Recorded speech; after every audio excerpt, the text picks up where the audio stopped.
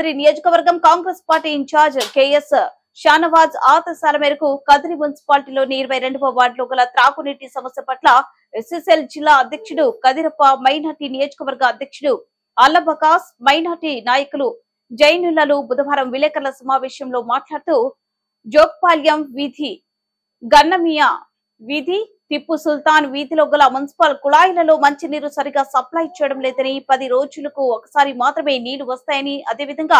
టిప్పు సుల్తాన్ వీధిలో గల ఉప్పు నీరు వచ్చేటువంటి కుళాయి చెడిపోయిందని, ఈ విషయాన్ని దాదాపు 3 సంవత్సరాల నుండి మున్సిపల్ అధికారుల దృష్టికి తీసుకువెళ్లినా పట్టించుకోలేదని, గత ప్రభుత్వం తీర్చలేనటువంటి ఈ యొక్క సమస్యను కొత్తగా వచ్చినటువంటి తెలుగుదేశం ప్రభుత్వం కనీసం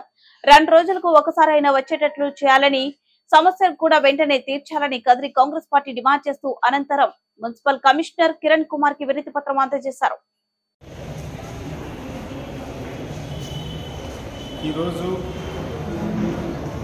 కాంగ్రెస్ పార్టీ ఆధ్వర్యంలో మున్సిపల్ కమిషనర్ గారికి 22వ వార్డు జౌక్పాలెం వీధి,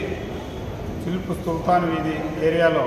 త్రాగునీటి సమస్య 3 సంవత్సరాల నుండి చాలా తీవ్రంగా ఉన్నందున అక్కడ ఉన్నటువంటి 22వ వార్డులో ఉన్నటువంటి ప్రజలు మున్సిపాలిటీ అధికారుల దృష్టికి,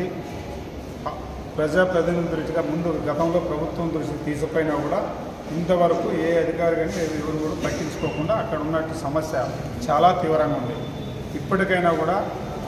మన కమిషనర్ గారికి కలిసి సార్ అక్కడ ఉన్న పరిస్థితులన్నీ చెప్పాం, తక్షణమే పరిష్కారం చేస్తానని చెప్పి హామీ ఇచ్చాడు. 2 రోజులు 3 రోజుల్లో సమస్య, త్రాగునీటి సమస్య ప్రజలకు